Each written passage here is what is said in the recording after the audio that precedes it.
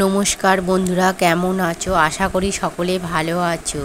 আমি বাপের বাড়ি গিয়েছিলাম, একটা অনুষ্ঠান ছিল, মানে পুজো ছিল পাশেই, ফাংশান ছিল। অনেকটাই রাত হয়ে গিয়েছিলো, মানে ভোর হয়ে গিয়েছিলো। এবার উঠতে অনেক দেরি হয়ে গেছে। তা আমার ভাইয়ের বউ সব জোগাড় করে দিল। বললাম যে হাতাপাতি করে তাহলে রান্নাটা করে নিই, চলো বলেই রান্নাটা করে নিচ্ছি আমি। সব কাকার মেয়েরা সবাই এসেছিলো, মানে খুড়তুতো বোনেরা। ওদের সঙ্গে গল্প করছিলাম, করতে করতে আমি রান্না করছি। চলো তোমাদের বলে নিই কী কী রান্না করছি। মাছ ভাজছি এখন। মাছ দিয়ে পটল দিয়ে তরকারি করব, মাছের ডিমের টক করব, লাল শাক ভাজা করব। আর ভাতটা আমার ভাইয়ের বউ বসিয়েই দিয়েছিল, ভাতটা হয়েই গেছে।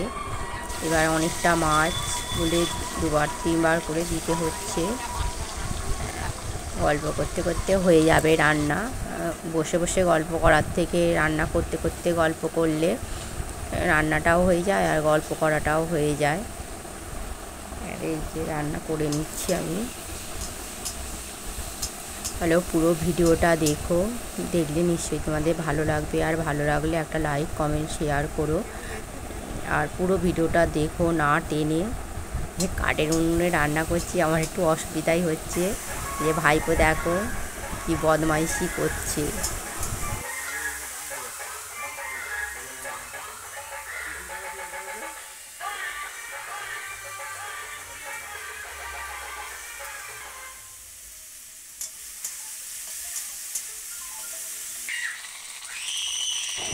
মাছের ডিম দিলে তেলেতে কি ফটে, দেখো কি ফুটছে।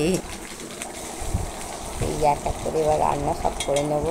আর বোনও চলে গেছে। মাছের ডিমটা ভেজে টকটা আগে করে নিলাম।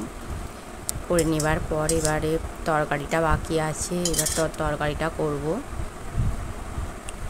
আর এদিকে দেখো আমাদের ভাইপো কেমন বদমাইশি করছে। একটা কোথায় তেলের ডাম পেয়েছে, সেই ডামটাকে নিয়ে বদমাইশি করছে। আমি এদিকে টকটা হয়ে গেছে, এবার পটলের তরকারিটা বসিয়ে দিচ্ছি।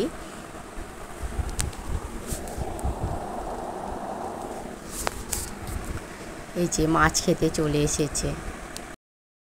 এই যে আমি মাছ ভেজে রেখেছি, ছোটো ভাইপোটা মাছ নিয়ে গেল, নিয়ে বললাম ছাড়িয়ে দিল না কিছুতেই, কেমন কামড়ে কামড়ে খাচ্ছে দেখো। এই যে আবার দালানে নিয়ে চলে এসে নিজেই ছাড়িয়ে খাচ্ছি।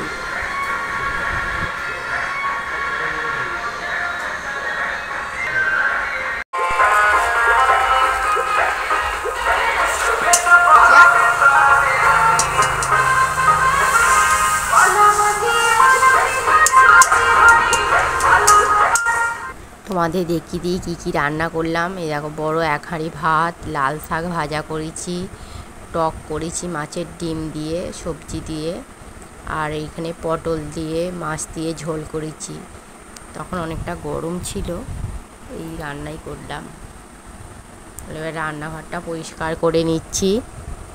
না, আজকের মতন এখানেই ব্লগটা শেষ করছি। টাটা।